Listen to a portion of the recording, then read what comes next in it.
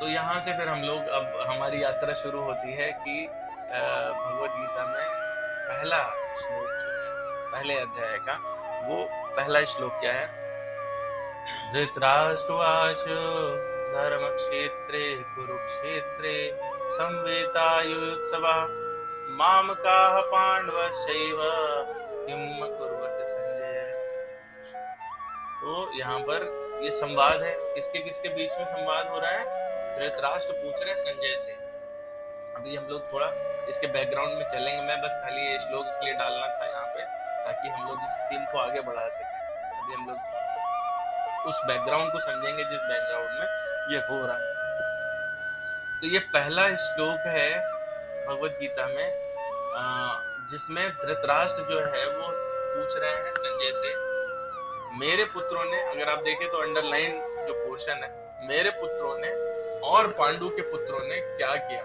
तो पहला जो 13 श्लोक है वो उनके पुत्रों का वर्णन है, उसके बाद के मतलब इसी क्वेश्चन का आंसर है पहला अध्याय, और फिर वो उस आंसर के फर्दर आंसर्स में नेक्स्ट 17 अध्याय। तो देखा जाए तो वो मैं वैसे इसके जब चाहता था कि व्याख्या करें तो हम लोग इस पर चर्चा करें। देखा जाए तो वो एक अंधे व्यक्ति ने एक संसार के लिए ऐसा क्वेश्चन पुट अप किया जिसमें पूरे संसार को कल्याण करने वाली भगवत गीता उद्धृत।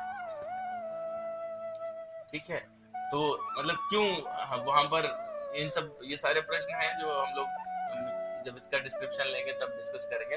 तो पांडु के जो पुत्रों ने क्या किया, पांडवों ने क्या किया, वो 14 से 46 तक है, और उसके बाद में फिर उसके पर्याय और उसका फर्दर रेमिफिकेशन वो हम लोग नेक्स्ट 18 अध्यायों में इसको समझते हैं। तो ये जो है वो हम लोगों ने थोड़ा समझ पाया कि भगवत गीता में अब पहले अध्याय के बारे में हम लोग एक जो मेरा आइडिया है वो ये है कि हम लोग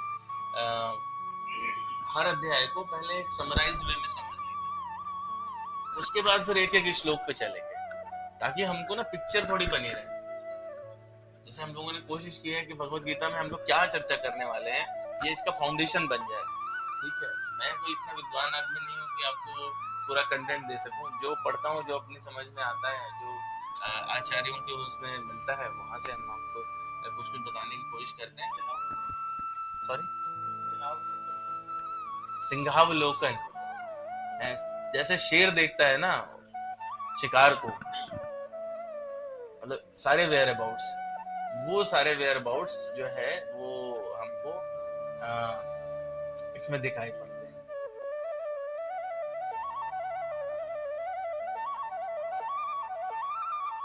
उसके लिए हमको थोड़ा वेट करना पड़ेगा, ये प्रॉब्लम सामने रहेगी। चलिए खैर, तो हम लोग भगवत गीता के बारे में बात करते हैं। फर्स्ट चैप्टर है ना, इस पे जितना हम लोग आज चर्चा कर सकेंगे उतना कोशिश करते हैं। तो पहले हम लोग आते हैं कुरुवंश। हम लोग बात करते ना कि वो महाभारत में युद्ध हुआ कौरवों का और पांडवों का। तो कुरुवंश क्या था, ये बैकग्राउंड क्या है, महाभारत में क्या चल रहा है, ये थोड़ा समझने की कोशिश करते हैं। उस बैकग्राउंड के सारे आगे बढ़ेंगे तो ज्यादा आनंद आएगा। तो ये कुरु कौन थे? कुरु जो है वो यहाँ से एक वंश स्टार्ट हुआ। इनके पिता का नाम था राजा संवरण और माता का नाम था तप्ती। तो संवरण जो है वो भगवान सूर्य देव के उपासक थे और उन्हीं की नित्य उपासना करते थे। कहते हैं कि उनका रिफ्लेक्शन था। वो एक स्त्री पर मोहित हुए, तप्ती नाम की महिला थी। एक बार शिकार करने गए थे वन में और वहां पर उन्होंने देखा और वो उन पर मुग्ध हो गए। जो तप्ती थी वो सबसे छोटी पुत्री है सूर्यदेव। तो उन्होंने ये शर्त रखी कि आप भगवान सूर्यदेव को अगर मना लेंगे तो तभी विवाह हो सकता है हमारा, आपका नहीं तो नहीं हो पाएगा। तो उन्होंने सूर्यदेव को प्रसन्न करने के लिए उस समय तपस्या की, उनको प्रसन्न किया और फिर तप्ती से उनका विवाह हो गया। बीच में थोड़ा प्रकरण आता है, वो इतना निमग्न हो गए अपने इस आनंद में कि वो भूल गए उनकी प्रजा को, उस प्रजा में फिर अकाल पड़ा और वर्षों तक वर्षा नहीं हुई। फिर उनको उनके मंत्री ने याद दिलाया, मैं बहुत ही सूक्ष्म रूप में इस स्टोरी को लेके जा रहा हूँ, तो उनके मंत्री ने उनको याद दिलाया कि आप काम वासना में इतने अंधे हो चुके हैं कि आपको अपनी प्रजा का भान नहीं है। तो उनको बड़ा पश्चाताप हुआ। फिर उन्होंने दोबारा प्रार्थना की और वो अपने राज्य में, जब पहले बाहर थे वापस पहुंचे, तो उसी समय भयानक वर्षा हुई, जहां सूखा पड़ा था वहां सब, और उस समय ही उनको एक पुत्र की प्राप्ति हुई। वो पुत्र जो है वो कुरु था। तो कुरु के बीच में कई सारी पीढ़ियां आती हैं, और फिर वहां पर एक उसी वंश में होते हैं शांतनु। तो शांतनु जो है हम सभी लोग जानते हैं, महाभारत हम लोगों ने देखी है। तो शांतनु जी जो है वो उनका विवाह गंगा से हो जाता है, परंतु गंगा ने जो है वो उनके साथ शर्त रखी थी। तो गंगा जो है वो जितने भी पुत्र होते थे उनको समर्पित कर देती थी। और जब 8वें पुत्र हुए उनके, जो कि भीष्म थे, ये वसु हैं, 8वें वसु हैं भीष्म। तो अलग अलग देवों को वहां पे, ये सबसे ज्यादा उत्पाती थे वसु, तो उनको श्राप मिला था कि आपको जन्म लेना पड़ेगा पृथ्वी पर। तो 8वें वसु को शांतनु जी ने रोक लिया, और गंगा जी ने कहा था कि यदि हमारे पुत्र को आप नहीं जाने देंगे तो फिर हम चले जाएंगे। तो वो छोड़ के चली जाती हैं और भीष्म रह जाते हैं। शांतनु अकेले हो जाते हैं, वो क्रीड़ा करने के लिए वन में जाते हैं। वहां पर वो सत्यवती को देखते हैं, और सत्यवती को देखते हैं तो उन पर मोहित हो जाते हैं। व्यासदेव की पुत्री हैं, तो सत्यवती से फिर वो विवाह कर लेते हैं। परंतु सत्यवती ये शर्त रखती हैं कि मेरा पुत्र ही राजा बनेगा आपके राज्य का। और भीष्म हम लोग जानते हैं कि ये प्रण ले लेते हैं, इसीलिए उनका नाम भीष्म कहलाता है। देवव्रत नाम था, लेकिन भीष्म इसलिए कहलाया कि उन्होंने प्रण ले लिया, ऐसा भीषण प्रण लिया कि मैं कभी विवाह नहीं करूंगा, और जो भी हस्तिनापुर की गद्दी पर बैठेगा मैं उसकी रक्षा करूंगा। तो शांतनु और सत्यवती से 2 पुत्र होते हैं, चित्रांगद और विचित्रवीर। चित्रांगद थोड़े दिनों में मारे जाते हैं, विचित्रवीर राजा बनते हैं। विचित्रवीर की 2 पत्नियां होती हैं, अंबिका और अंबालिका। अंबिका से धृतराष्ट्र होते हैं और अंबालिका से पांडु। उस समय और आज भी यही है ना कि जो बड़ा होता है वो गद्दी पे बैठता है। तो धृतराष्ट्र बड़े थे, परंतु वो जन्मांध थे। तो वो इस समस्या के कारण कि वो अंधे हैं, वो राज्य ठीक से नहीं चला सकते, तो ये फैसला लिया गया कि पांडु को राज्याभिषेक करा दिया जाए। धृतराष्ट्र को ये बात कभी भी पसंद नहीं थी, तो वो ठीक है, समय बीतता चला गया, और उसके बाद में धृतराष्ट्र के पुत्र हुए दुर्योधन। और धृतराष्ट्र की जो का विवाह हुआ वो गांधारी से। हम लोग ये भी जानते हैं अपने नॉलेज से कि गांधारी ने जब एक अंधे पति से विवाह किया, तो उन्होंने कहा कि मैं इनका साथ देने के लिए जीवन भर अपनी आंख बंद करके रखूंगी, पट्टी बांध करके रखूंगी। और पांडु के हुए 5 पुत्र, उनकी 2 पत्नियां थी। पहली का नाम कुंती और दूसरी का नाम माद्री था। तो पहली वाली जो थी उनसे 3 पुत्र हुए, युधिष्ठिर, भीम और अर्जुन। और माद्री और पांडु के संयोग से नकुल और सहदेव। समस्या क्या हुई? समस्या यहाँ पर ये हुई कि युधिष्ठिर यहाँ पर वो दुर्योधन से बड़े निकले। पहले युधिष्ठिर का जन्म हुआ, तो किसी कारणवश पांडु को राज्य मिला था, परंतु अब ये है कि ये दोनों में युधिष्ठिर बड़े हुए, तो दोबारा फिर से राज्य युधिष्ठिर को जाने लगा, और वो उस वंश में भी थे। तो ये दोनों ही कारणों से युधिष्ठिर को राज्य मिलना चाहिए था। परंतु धृतराष्ट्र के मन में भी पहले था, द्वेष था, और जब दुर्योधन हुए तो दुर्योधन को और ज्यादा द्वेष हुआ। तो दुर्योधन के 99 भाई थे, हम लोग 1-2 के नाम जानते हैं, बाकी के नहीं जानते, ठीक है। और एक बहन थी जिसका नाम दुशला था। तो दुर्योधन जो है द्वेष रखने लगे। उसके बाद में उन्होंने, पूरा स्टोरी जानते हैं, बहुत सारे बीच में कोशिश की पांडवों को मरवाने की, अलग अलग प्रकार से। यहाँ पर जो है मेरी समझ से कौरव और पांडव जो शब्द आते हैं, पांडव जैसा कोई शब्द होना नहीं चाहिए था, सारे कौरव होने चाहिए थे। कुरुवंश में ही हुए ना, पांडु भी कुरुवंश में, धृतराष्ट्र भी कुरुवंश में, तो सारे कौरव होने चाहिए थे। परंतु ये धृतराष्ट्र की भेद बुद्धि थी, जिन्होंने ये बात कही कि हम ही है ट्रू डायनेस्टी, और पांडु जो है वो उनको गलती से राज्य मिल गया है, तो उन्होंने अपने मंतव्य से उन्हें अलग कर दिया और वहीं से पांडव और कौरव, नहीं तो वो सारे के सारे जो पांडव हैं वो कौरव ही हैं, वो कुरुवंश से हैं। तो इस प्रकार से वो चलता रहा। तो राज्य जो है किसको मिले, जब राज्य दोनों बड़े हुए, राज्याभिषेक करने की बारी आई, तब तक धृतराष्ट्र राज्य चला रहे थे, क्योंकि पांडु बीमार हुए और वो उनका निधन हो गया। माद्री उनके कारण सती हो गई, तो कुंती बची, उनके 5 पुत्र बचे, तो उनका संरक्षण करने के लिए धृतराष्ट्र को गद्दी सौंप दी गई कुछ समय के लिए। और ये चीज का इंतजार होने लगा कि किसको राज्य दिया जाएगा, जब बड़े होंगे तब देखेंगे। तो ऐसे में फिर एक षड्यंत्र हुआ जिसमें जुए का खेल हुआ, जिसमें हम लोग जानते हैं कि शकुनी मामा का रोल आता है। और इतिहास गवाह है कि मामा जो है वो हमेशा ही खतरनाक हुए, तो कभी भी किसी भांजे के लिए अच्छे नहीं रहे। तो यहाँ पे शकुनी मामा थे। शकुनी मामा ने दोनों वंशों का नाश किया, पांडवों के लिए भी नुकसानदायक थे इस तरह से, और कौरवों का तो जो ह्रास हुआ वो हुआ ही। तो शकुनी जो है वो चैंपियन थे जुए के खेल के, पासों के खेल के। वो जुए का खेल हुआ और उसमें फिर पांडव उनसे एक बार पूरा सारा वो गेम चला, और उसमें हम लोग जानते हैं कि द्रौपदी की चीर हरण वाली घटना हुई। फिर वापस ये हुआ कि नहीं, नलीफाई कर दिया जाए, दोबारा से फिर से आयोजित हुआ, और जिसमें युधिष्ठिर को चालाकी से बुलाया गया। युधिष्ठिर को जुए की लत थी, इसीलिए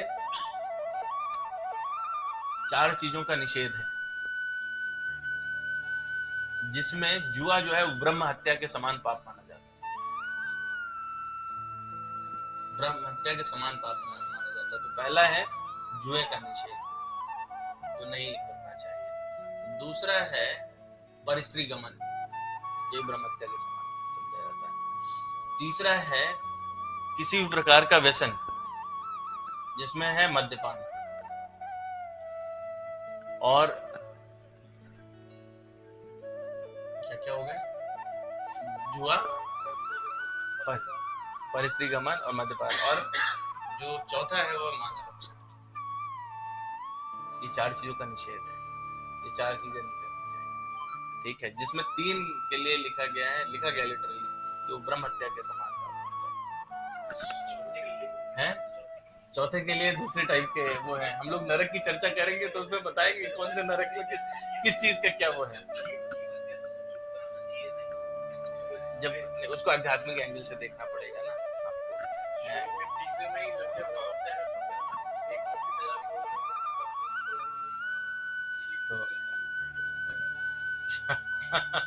तो ठीक है, भगवान को बताइएगा आप, इकोसिस्टम बैलेंस करना है वो मतलब जिसकी जो जैसे समझ रहे हैं। तो भगवान ने अगर इकोसिस्टम बैलेंस करने के लिए आपको बनाया तो आपको नाखून देते, बड़े बड़े दांत देते, ठीक है, आपको वो चाल देते जो चीते की चाल है, नहीं, ठीक है। सबसे अच्छी शिकार की क्षमता किसके पास है, चीते के पास है, तो आपको उस तरह बनाना चाहिए था। एक गुण बताइए आपके अंदर वैसा हो, वैसी दृष्टि नहीं, वैसे पंजे नहीं, कुछ भी नहीं, वैसा वजन वो भी नहीं। मैं बता रहा हूँ, एक भी गुण उस तरह का नहीं है। आप किसी से भी, आपको जो बनाया गया ना बहुत स्पेसिफिक बनाया गया है, और मैं किसी से भी कोई गुण मैच नहीं करता है। आप वो गुण एक्वायर करना चाहते हैं तो आप बरबस एक्वायर करते हैं, परंतु आपको वो हथियार नहीं मिलते, शारीरिक संरचना में नहीं कुछ नहीं मिलता है। वल्चर से अलग बनाया गया ना, गिद्ध मांस भक्षण करते हैं या शव भक्षण करते हैं, ठीक है। उनकी दृष्टि ऐसी है कि कहीं कोई मरा हो, मीलों मीलों तक वो उस पर दृष्टिपात कर सकते हैं। तो हम लोग जब चर्चा कर रहे थे कि भगवान का अस्तित्व है, तो हम लोग जो नहीं देख सकते वो नहीं है, ये बात पे भी चर्चा कर रहे थे। संपाति को, भगवान राम का जो प्रकरण सुनते हैं, संपाति कहता है मुझे दिखाई दे रही है अशोक वाटिका में बैठी हुई है माता सीता, बंदरों को नहीं दिखाई दे रही थी, ठीक है, या मनुष्य को नहीं दिखाई दे रहे उस रूप में देखे तो, परंतु एक गीध जो किष्किंधा में बैठ के श्रीलंका वहां की दृष्टि रख सकता है। तो यह जो चीज है ना वो जीव स्पेसिफिक है।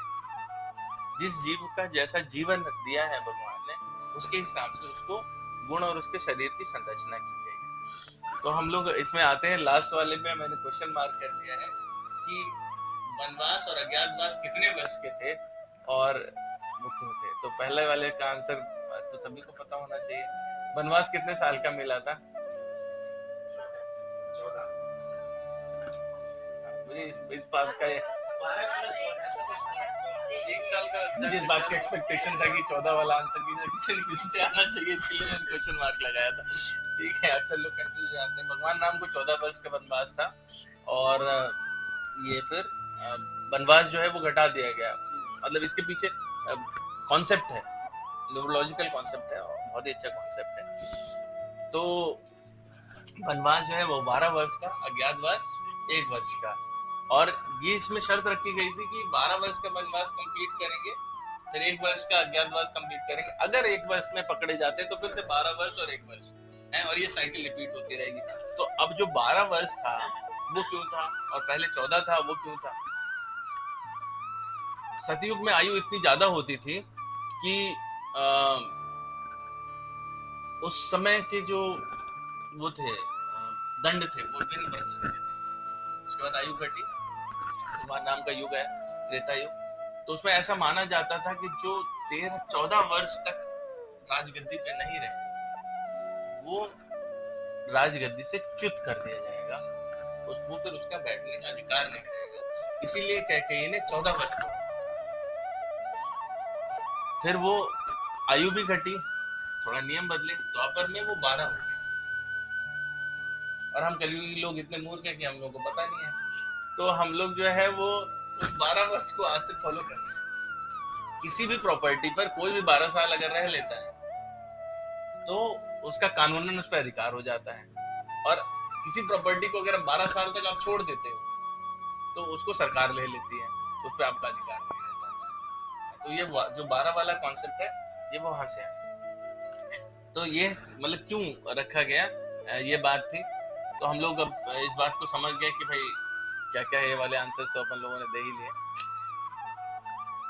पहला वाला श्लोक आता है, उसमें रहता है कुरुक्षेत्र और धर्म क्षेत्र। कुरुक्षेत्र क्यों शब्द है और धर्म क्षेत्र क्यों है, हम लोग विस्तृत चर्चा करेंगे, परंतु थोड़ा एक ज्योग्राफिकल वो ले लेते हैं आइडिया। तो जो कुरुक्षेत्र है वहां पर कुरु ने तपस्या की थी, तपोभूमि है, और भी अन्य ऋषियों ने की वहां पे, तो वो इसलिए कुरुक्षेत्र कहलाता है। धर्म क्षेत्र इसलिए कहलाता है क्योंकि वो तपोभूमि है। तो भगवान के गीता के उपदेश करने से पहले ही वो कुरुक्षेत्र और धर्म क्षेत्र था। और पहले जो युद्ध होते थे वो न्यूट्रल पोजीशंस पे होते थे, धर्म के हिसाब से हो, इसलिए वो धर्म क्षेत्र में रखा गया। कुरुक्षेत्र इतना बड़ा था कि वो सारी अक्षौहिणी सेनाओं को वहां पे कैपेसिटी थी, ऑक्युपाई कर सकता था, इसलिए उस क्षेत्र का चयन किया गया था। और ये कुरुक्षेत्र तो हम लोग सब जानते हैं, इंद्रप्रस्थ और कुरुक्षेत्र आज भी मौजूद है, तो इसमें कोई क्वेश्चन वाली बात ही नहीं है। धर्म क्षेत्र क्यों था, एक और कारण है इसका, ये सरस्वती और दृष्टद्वती नदियों के बीच में था, ऋग्वेद में इसका वर्णन है।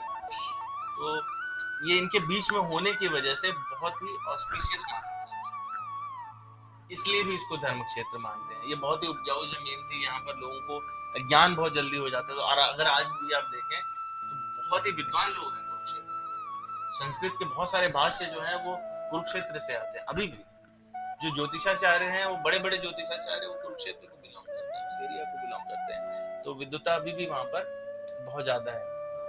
अब है युद्ध रणनीति, ठीक है, हम लोग इसमें जब जाएंगे तो युद्ध रणनीति की वर्णन होगी, उस पर चर्चा होगी।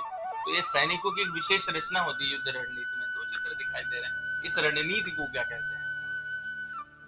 ये थोड़ा हमने इसलिए जानबूझ के इंटरेक्टिव रखा क्योंकि लोग स्विमिंग के बाद आते सो जाते हैं। उसको क्या कहते हैं? व्यू, है ना। व्यू अलग अलग प्रकार के होते हैं, जैसे इसमें हम लोग देख रहे हैं ये क्रॉच व्यू है, ठीक है। पहले वाले में देख रहे थे तो उसमें जो है वो वज्र, इंद्र का वज्र जैसा रहता है, उसमें वज्र व्यू था। दूसरा शायद चक्र व्यू है, पूरा चित्र नहीं मिल रहा है मुझे। तो इस तरह से अलग अलग तरह के व्यू होते हैं, वज्रव्यूह होता है, कौचव्यूह होता है, मंडलव्यूह, चक्र शकट, चक्रव्यूह और अर्धचंद्र। तो हम लोग चक्रव्यूह के बारे में जानते हैं, किस तरह से जयद्रथ ने वो पूरा व्यूह रचना करवाई और उसके बाद में अभिमन्यु उसमें मारे गए थे। तो ये पहला वाला श्लोक हम लोग अभी इस पे बात कर चुके हैं। अब हम लोग इसको समराइज करने की कोशिश करते हैं कि पहले चैप्टर में थोड़ा सा हमारे पास फाउंडेशन आ गया चीजों का, और पहले चैप्टर में क्या है। तो हम लोग चाहें तो इस श्लोक को रिपीट कर सकते हैं, अगली बार फिर रिपीट करेंगे तो याद हो जाएगा। मेरे पीछे पीछे बोलेंगे सब लोग। तो वो धृतराष्ट्रोवाच धर्मक्षेत्रे कुरुक्षेत्रे संवेतायुयुत्सुवः मामकाः पाण्डवश्चैव किम् अकुर्वत संजय। धर्मक्षेत्रे कुरुक्षेत्रे संवेतायुयुत्सुवः मामकाः पाण्डवश्चैव किम् अकुर्वत संजय। कोई आप में से रिसाइट करना चाहता है? सिद्धार्थ? बाकी हम लोग पीछे रिपीट करेंगे। धर्म क्षेत्रे कुरुक्षेत्रे संवेतायुयुत्सुवः मामकाः पाण्डवश्चैव किम् अकुर्वत संजय। कोई और वॉलंटियर है? एक बार हम इसको जो है वो अगली बार भी पढ़वाएंगे। एक बार एक कोई और वॉलंटियर चाहिए।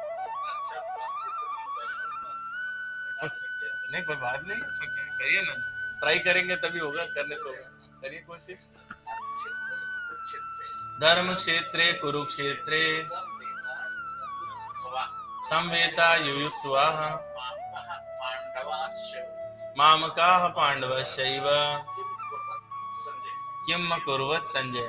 ठीक है, तो इसका जो अर्थ है वो हम लोगों ने पहले भी, धृतराष्ट्र जी संजय से कह रहे हैं कि धर्म भूमि यानी धर्म के क्षेत्र में और कुरु के क्षेत्र में संवेतायुयुत्सुवः क्यों इकट्ठा हुए?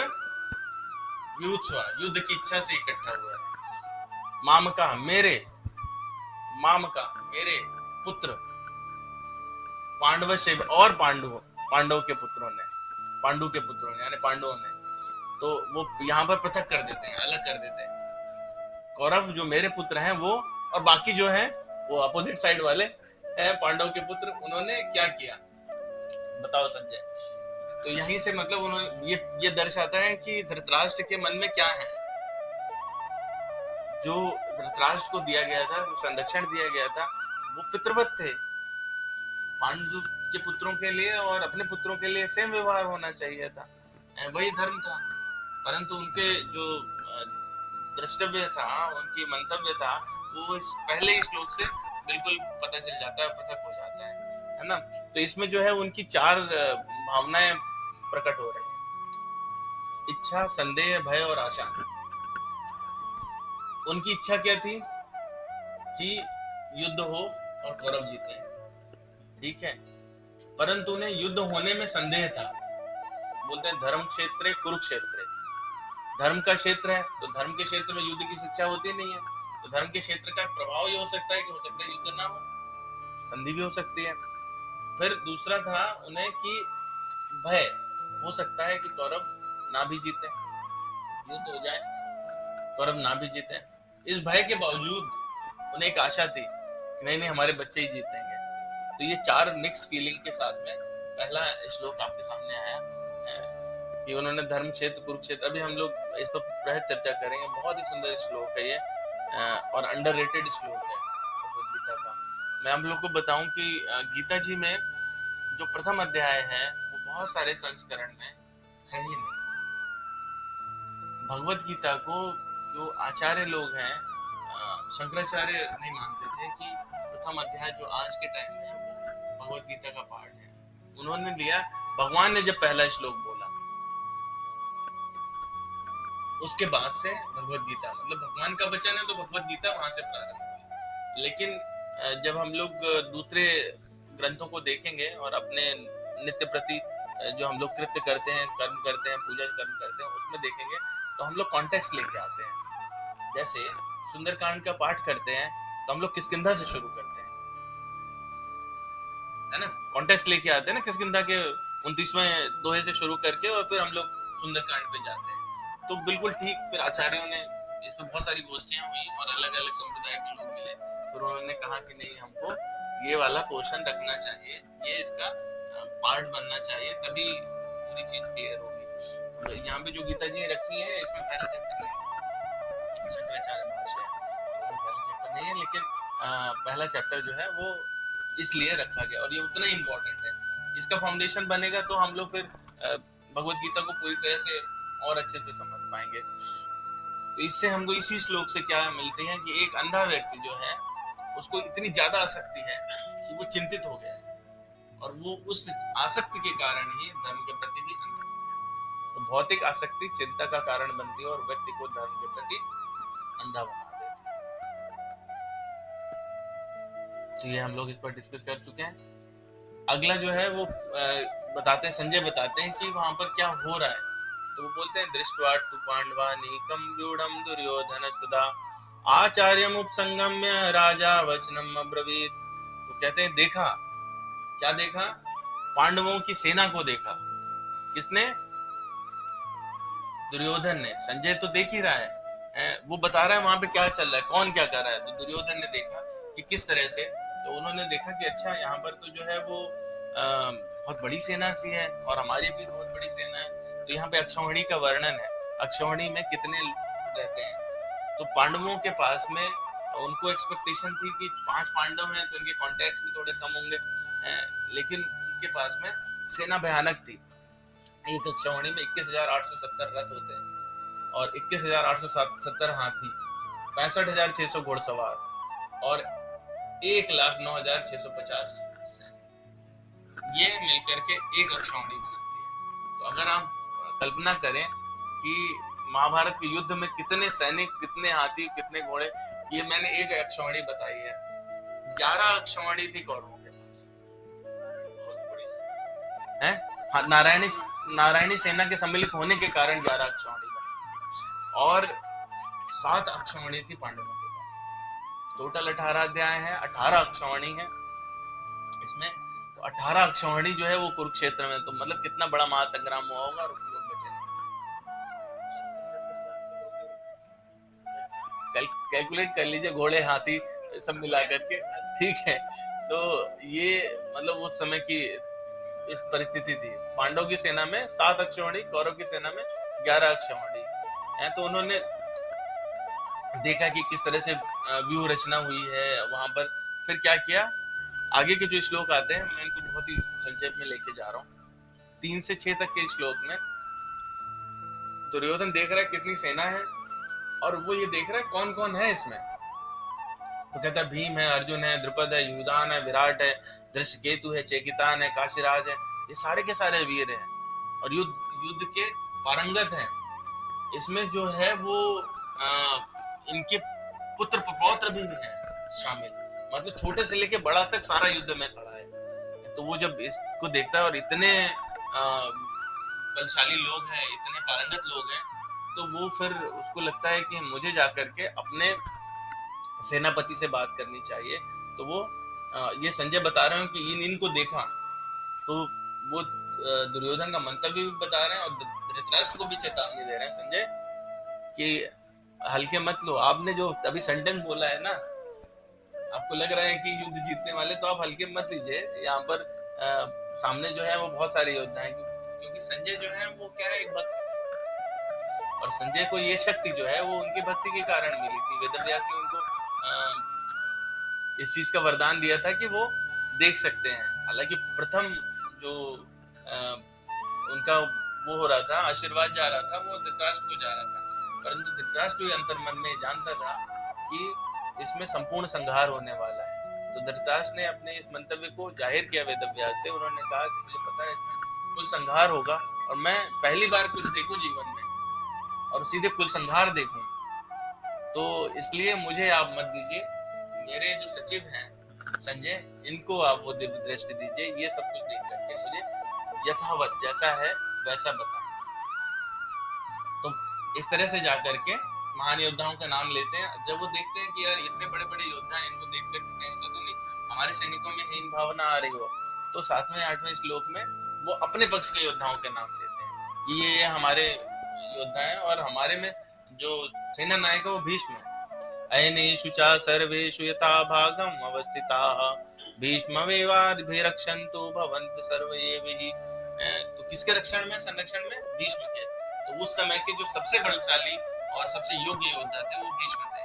तो उन्होंने सबको मतलब जाके संबोधित किया कि भाई ऐसा डरने की बात नहीं, उधर अगर बलशाली लोग हैं, योग्य लोग हैं, तो हमारे पास जो सर्वश्रेष्ठ योद्धा है उस समय की पृथ्वी का वो मौजूद है, वो भीष्म है, और योग्य लीडर भी हैं।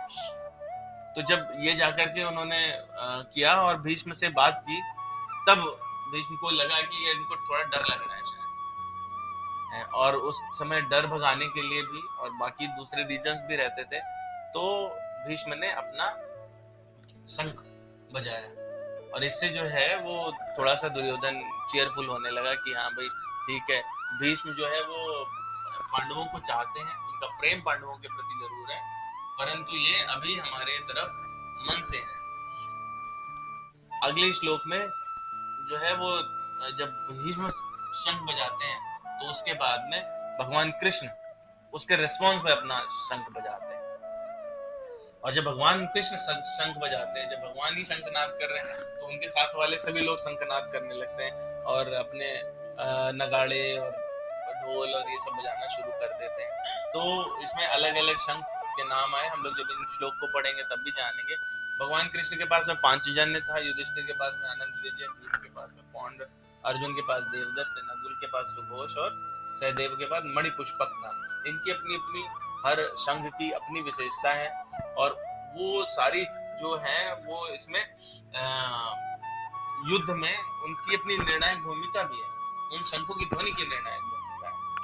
तो इस प्रकार से चारों तरफ एक कोलाहल उत्पन्न हो गया, और ये यहाँ तक का डिस्क्रिप्शन। तो हम लोगों ने बात की थी वहां पे कि शुरू के जो श्लोक हैं, यानी श्लोक संख्या 11-12 तक कौरवों ने क्या किया, दुर्योधन ने क्या किया, वो बताया। अब इसके बाद में पांडव क्या कर रहे हैं, 14 में भगवान कृष्ण ने शंख बजा दिया, अब पांडव क्या करेंगे इसका डिस्क्रिप्शन इसके बाद चलता है।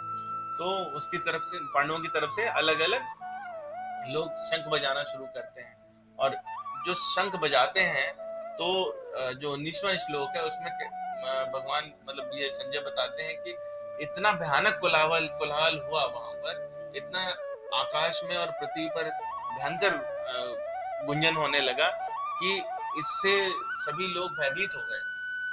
जो कौरवों की सेना के लोग थे वो भयभीत हो गए, क्योंकि इधर तो 2 ही 3 लोगों ने जो मेन योद्धा थे उन्होंने शंख बजाए, उधर क्या है सब लोग इतने भगवान के शंख बजाने की वजह से उत्साहित हो चुके थे, जिसके पास जो भी वाद्य यंत्र था वो सब बजने लगे पांडवों की सेना से। तो कौरव जो है मतलब जो सही लिटिल वर्ड है वो कौरवों का हृदय विदीर्ण होने लगा। और फिर 20वें श्लोक में स्थापित करते हैं कि अर्जुन जो है व्यवस्थित है कपिध्वज हनुमान जी के द्वारा आच्छादित झंडे से, उनका रथ उस पर है, वो स्थापित है। तो वो यहाँ पर अब अर्जुन के भाव उत्पन्न होना शुरू होते हैं कि अर्जुन जो है वो हमारी जैसी परिस्थिति में है। अभी उन्होंने देखा अच्छा ठीक है, चारों तरफ शोर और होना शुरू हो गया, हम तो जीतने के लिए बिल्कुल तैयार खड़े हैं और मैं तो सबसे अच्छा धनुर्धर हूँ ही। तो ऐसी बहुत सारी भावनाएं जो है वो मन में उस समय मिक्स फीलिंग चल रही है। कहीं ना कहीं ये भी जानते थे कि भगवान कृष्ण उनके सारथी हैं, यहाँ पर मित्रवत व्यवहार भी था। तो वो एक तरह से भगवान कृष्ण को बोलते हैं, आदेशात्मक सेंटेंस है थोड़ा ये, कि मेरे रथ को ले चल करके आप बीच में ले चलिए, सेना के मध्य में ले चलिए, ताकि मैं दोनों तरफ की सेनाओं का निरीक्षण कर सकूं। ये मुझे किसके साथ में युद्ध करना है। वो कहते हैं सेनयोर उभयोर मध्ये रथम स्थाप्य में अच्युत यावद एतान निरीक्षे हम योद्धुकामान अवस्थितान कैर्मया सह योद्धम अस्मिन् रणें समुद्र में। ये बीच का हिस्सा है 21वां 22वां श्लोक और 23वें श्लोक में इस तरह का आग्रह करते हैं। अब ये जो है यहाँ पर एक कथा आती है कि भगवान और उनकी सेना, मतलब नारायण और नारायणी सेना में चुनना रहता है, तो कौन किसकी तरफ है। नारायणी सेना कौरवों के पास है और भगवान कृष्ण स्वयं वो पांडवों के पक्ष में है। कथा इस प्रकार है कि जब ये युद्ध का हो जाता है फैसला कि अब युद्ध निर्णय हो गया है कि युद्ध करना ही है, तो दोनों सहतार्थ भगवान कृष्ण के पास पहुंचते हैं द्वारिका, और भगवान कृष्ण सो रहे होते हैं। तो अर्जुन उनके पाँव के पास में बैठ जाते हैं और दुर्योधन पहले आ जाते हैं। दुर्योधन सिरहाने बैठते हैं, परंतु भगवान जब जागते हैं तो वो देखते हैं कि ये तो सामने अर्जुन है, उनका अभिवादन करते हैं। तो ऐसे में दुर्योधन कहते हैं कि मैं तो पहले से आके बैठा था, परंतु तो भगवान कृष्ण ने भी देखते हैं, तो पूछते हैं कि दोनों किस प्रयोजन से आए। तो दोनों अपना अपना प्रयोजन बताते हैं कि युद्ध प्रारंभ होने को तो हम सहायतार्थ आपसे सहायता मांगने आए हैं। और ऐसी परिस्थिति में तो कृष्ण कहते हैं कि पहले मैंने अर्जुन को देखा, तो अर्जुन आप, तो दुर्योधन कहते हैं कि ये तो गलत बात हुई, हम मैं पहले आया था तो आपको मुझे देना चाहिए सबसे पहले ये अधिकार। तो भगवान कृष्ण कहते हैं कि तर्क संगत यही रहेगा कि एक तो अर्जुन पे दृष्टि मेरी पहली पड़ी, फिर दूसरा अर्जुन जो है वो छोटे भी हैं, तो उन्हीं का पहला अधिकार रहता है। तो ऐसे में फिर वो अर्जुन उनसे मांग लेते हैं उनको स्वयं को।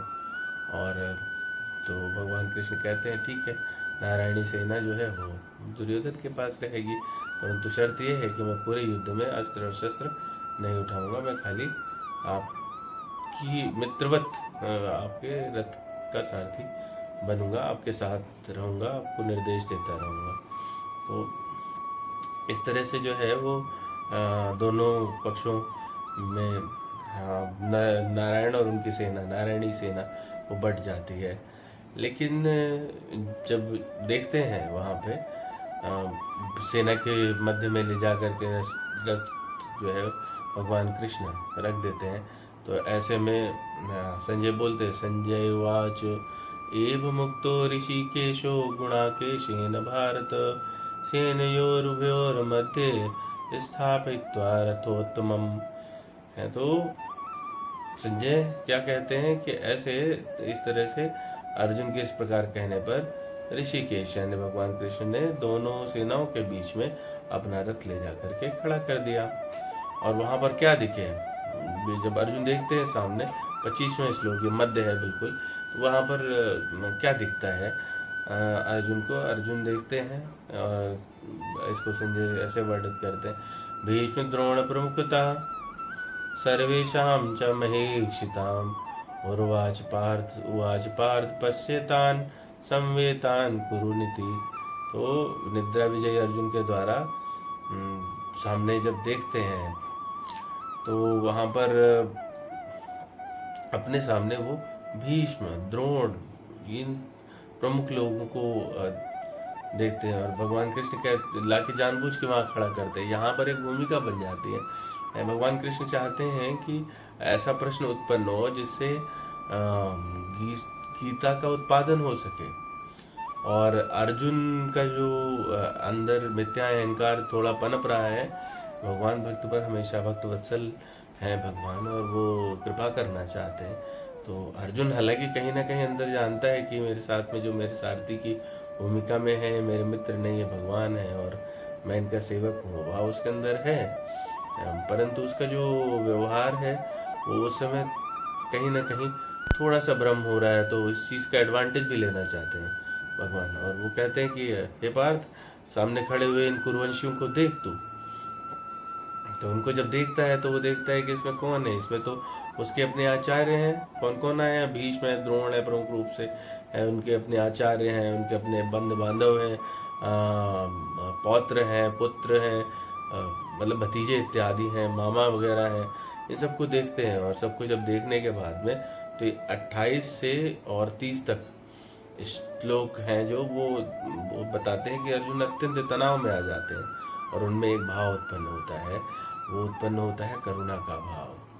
और यहाँ से शुरू होता है, अर्जुन युद्ध न करने के 5 कारण बताते हैं।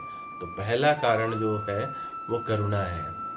तो करुणा किसके हृदय में रहेगी? जो दयालु है, जो निस्वार्थ व्यक्ति है और उनको देख करके जब सामने देखता है अपने कुटुंब वाले लोगों को, तो अर्जुन जो है वो क्या कहता है? कृपया पर्याविष्टो विषीदन्यम अब्रवीत दृष्टवेम स्वजनम कृष्ण युत्सम समुपस्थितम गांडीवम संसते हस्तात्वैश्चैव परिदह्यते न च शक्नोम्यवस्थातुं भ्रमति विचामे मना। और ऐसा मन भ्रमित होने लगता है, उनका अंग शिथिल होने लगता है, उनमें जो है भय के बहुत सारे सिम्टम्स आने लगते हैं। अब सारे लोग डॉक्टर से, तो यहाँ पे सबको बताना पड़ेगा कि जो भय के सिम्टम्स हैं वो क्या क्या होते हैं। कोई अटेम्प्ट करना चाहता है? अच्छा चलिए, सिंपैथेटिक सिम्टम्स वाले, शरीर के अंग कांपना, मुंह सूखना, रोंगटे खड़े होना, त्वचा जलना, पसीने के कारण धनुष फिसलना और चक्कर आना, ये सारी चीज़ें डिस्क्राइब की गई हैं इन श्लोक में। कहाँ से कहाँ तक? 29वां, 28वां, 29वां, 30वां श्लोक है जिसमें भय के लक्षण दिखाए गए। और ऐसे में अर्जुन के अंदर करुणा उत्पन्न हो जाती है और गांडीव हाथ से फिसलने लगता है। तो कृष्ण भगवान कहते हैं कि अरे अर्जुन, युद्ध करो, तुम देखो उसके बाद जीतोगे, फिर तुम्हें राज्य मिलेगा और फिर तुम सुख प्राप्त करोगे। तो यहाँ पर पहला कारण तो वो बोलते हैं कि मैं क्या इन लोगों को मारूंगा जिन लोग मेरे अपने हैं, उनके प्रति उनके अंदर करुणा उत्पन्न हो गई। अब दूसरा वो कहते हैं कि मैं ना तो जीत चाहता हूँ, न राज्य चाहता हूँ, न सुख चाहता हूँ। 31वें श्लोक में तो अर्जुन भगवान से कह रहे हैं, न च श्रेयो अनुपश्यामि हत्वा स्वजन्मावय नाकांक्षे विजयम कृष्ण न च राज्यम सुखानि च। मुझे नहीं चाहिए जीत, मुझे नहीं चाहिए राज्य, मुझे नहीं चाहिए सुख। ऐसे युद्ध का क्या फायदा है जिसमें मैं जिन लोगों के लिए लड़ना चाहता हूँ वो लोग तो इसी में मारे जाएंगे। मैं राज्य मिलता तो किन के लिए? यही सब मेरे आचार्य, पिता, पुत्र, पितामह ये सब सामने खड़े हैं, मैं इनको नहीं मारना चाहता हूँ। और ये इससे क्या सुख है? तो सुख में हानि है। दूसरा कारण यहाँ पे दे रहे हैं, सुख में हानि, कि मैं राज्य का आनंद लूँ तो क्यों, किसके लिए लूँ? तो अभी यहाँ तक पहुँचे तो सब, लेकिन 36वें श्लोक पे भगवान से कहते हैं कि हम इतने धन के लोभी हैं कि अपने ही लोगों को मार डालेंगे। लेकिन मन में विचार आता है वो सब आतताई हैं। तो जो आतताई हैं, तो जो हमारे शास्त्र बताते हैं कि आतताइयों को मृत्युदंड मिलना चाहिए। इनकी 6 कैटेगरी हैं। वो जो लोग विष देते हैं, घर में अग्नि लगाते हैं, तीसरा भूमि हड़पते हैं, चौथा हथियार से आक्रमण करते हैं, 5वां धन लूट लेते हैं और 6ठा पराई स्त्री का अपहरण करते हैं। तो ऐसे लोग आतताई कहलाते हैं और इन लोगों को मृत्युदंड का प्रावधान है शास्त्रों में। परंतु ऐसे लोगों को भी मारने से भय लग रहा है अभी अर्जुन को, और वो ज्ञान देना शुरू कर देते हैं कि ऐसे लोगों को मारने से क्या फायदा? हमारी बुद्धि भले ही वो आतताई हो, पर इनको मारने से तो हमें पाप लगेगा। हमारी बुद्धि तो लोभ के कारण भ्रष्ट नहीं हो गई है, तो हमको नरक में जाना पड़ेगा। हमको ऐसे धर्मशास्त्र ऐसी हत्या का अनुमति नहीं देते। तो अभी अर्जुन तीसरा कारण देते हैं, इसको बोलते हैं पाप का भय। कहते हैं कि इन लोगों में तो विवेक विचार लुप्त हो गया। यद्यपि ते न पश्यन्ति लोभो अपहत चेतसा, लोभ के कारण इनका अपहरण हो गया चित्त में। इनमें ये नहीं है कुलक्षय कृतम दोषम मित्र दोहे च पातकम, लेकिन इन लोगों को मारने से हमारे कुल को भी दिक्कत हो जाएगी, और ऐसे में ये तो हमारे लिए पाप हो जाएगा। तो हम पाप से निवृत्त होने का विचार क्यों ना करें? हम क्यों पाप करें? और फिर अर्जुन इसके बाद में इससे उत्पन्न होने वाले जो होंगे परिणाम होंगे उनके बारे में बात करते हैं। और वो कहते हैं कि ऐसे में क्या होगा? अधर्म बढ़ जाएगा, अधर्म बढ़ेगा तो स्त्रियां दूषित हो जाएंगी, वर्णशंकर पैदा होंगे, वर्णशंकर होंगे तो उसमें कुल घाती होंगे, और नरक ले जाने में नरकगामी होने लगेंगे हम लोग। क्यों? क्योंकि हम तो वैसे ही पाप कर चुके हैं, नरक में जाएंगे, और नरक जाने के बाद में पता चलेगा कि कुल दूषित हो गया, तो जो होंगे पुत्र पौत्र इत्यादि, वो हमको तर्पण आदि नहीं करेंगे, वो पिंडोदक क्रिया नहीं करेंगे, तो हम नरक में तो पहुंच गए। जो हमें थोड़ा बहुत आशा थी कि हमारे उनसे मिलेगा तो वो भी नहीं मिलेगा, हम लोग नरक के नरक में रह जाएंगे। तो ऐसे में वर्ण संकर पैदा करने से क्या फ़ायदा, कुल धर्म और जाति धर्म नष्ट हो जाएगा और हम बहुत वर्षों तक नरक में रहेंगे। तो 40वें श्लोक में कहते हैं, कुलक्षय प्रणश्यन्ति कुल धर्मा सनातना धर्मे नष्टे कुलम कृष्ण कृत्स्नम धर्मो विवर्त्युत। इससे क्या होगा, कुल का नष्ट क्षय हो जाएगा, कुल धर्म नष्ट हो जाएंगे और धर्म के का नाश होने पर बचे हुए संपूर्ण कुल को अधर्म दबा देता है। तो ऐसी परिस्थिति में चौथा कारण बताते हैं कि भाई कुल का विनाश हो। तो 4 कारण दिए अर्जुन ने अभी तक। क्या, पहले तो एक तो भौतिक करुणा, हमको मतलब उन पर दया आ रही है, करुणा है, ये हमारे अपने लोग हैं तो हम इनको कैसे मार नहीं सकते, पहला कारण। दूसरा कहते हैं कि हमको क्या सुख है, राज्य इत्यादि जिनके लिए चाहते थे, जिन्हें सोचते थे जिनके साथ सुख भोगेंगे वही नहीं रहेंगे तो क्या सुख मिले, सुख में हानि। तीसरा कारण बताते हैं पापों का भय है, इनको मारने से भले ही आदत आई है लेकिन हमें भी पाप लगेगा और हम नरकगामी हो जाएंगे, कोई फायदा नहीं है, ऐसे पापों से क्यों ना बचा जाए। हमारे दिमाग में थोड़े ना लोग कोई आए, वो धर्म युक्त बातें करने लगते हैं, वो शास्त्रों की बातें बताने लगे हैं, ऐसे में वो ज्ञान देना शुरू कर चुके हैं, भगवान को ज्ञान दे रहे हैं अभी हैं। तो जब हमारी भी बुद्धि इस तरह से भ्रमित होती है तो भगवान को ज्ञान देते हैं, बहुत सारे तर्क बताते हैं कि हम जो सही कर रहे हैं वो सही है किस प्रकार से। और चौथा कारण बताते हैं कि भाई कुलवंश का नाश हो जाएगा, ऐसे में पिंडोदक क्रिया भी नहीं होगी और हमको हम नरक के नरक में रह जाएंगे। तो वो कहते हैं कि मैं इनके बारे में कैसे सोच सकता हूँ मारना, ये तो महापाप है। अहोबत महत पापम कर तुम व्यवसिता वहम है, तो इनको कैसे मार सकता हूँ, ये तो मुझे आश्चर्य की बात है कि मैं, हमारे दिमाग में तो ऐसा ख्याल भी कैसे आया, ये तो महापाप की बात है। हम लोग तो जो अपने लोगों को मारने के लिए तैयार हो गए हैं और बोलते हैं ऐसे में मैं नहीं मारना चाहता है इनको। इससे ज़्यादा अच्छा क्या होगा कि यदि माम प्रतीकारम शस्त्र शस्त्र प्राणया धृतराष्ट्र रणे हन्युस्तन में क्षेम तरम भवेत। अगर ये हाथ में शस्त्र शस्त्र लेकर के और युद्ध भूमि में सामना न करने वाले मुझे शस्त्र रहित व्यक्ति को मार भी दें तो मेरे लिए फायदेमंद होगा। तो अभी इनके मन में इतना विषाद उत्पन्न हो गया कि वो पाप के ऊपर महापाप करने को तैयार हो गए, वो आत्महत्या करने को तैयार हो गए। यही स्थिति होती है जब हम भ्रमित हो जाते हैं, जब हम खुद को कर्ता मान लेते हैं और भगवान को भी ज्ञान देने लगते हैं, भिन्न भिन्न प्रकार के तर्क करते हैं और ऐसी परिस्थिति में हम अंत में ऐसे ही प्लेस पे गिरते हैं जब हम भगवान के बताए हुए रास्ते पे नहीं चलते हैं। और लास्ट में अर्जुन ऐसा कह के एव मुक्त्वा अर्जुना सांख्ये रथोपस्थ उपाविशत विसृज्य ससरम चापम शोक संविग्र मानसा, और वो शोक से पूरा डूब जाते हैं और ऐसा कह के वो पूरा गिरा देते हैं। तो ये आखिरी श्लोक है, गांडीव गिरा दिए और रथ पे सिर पकड़ के ऐसे बैठ जाते हैं कि ये जो है वो हम अब युद्ध नहीं करेंगे। तो अर्जुन के अंदर इतना विषाद उत्पन्न हो चुका है, वो इतना भ्रमित हो चुका है, ऐसी परिस्थिति आ गई है। जबकि वो कोई अर्जुन साधारण व्यक्ति नहीं, हम लोग चर्चा कर चुके हैं।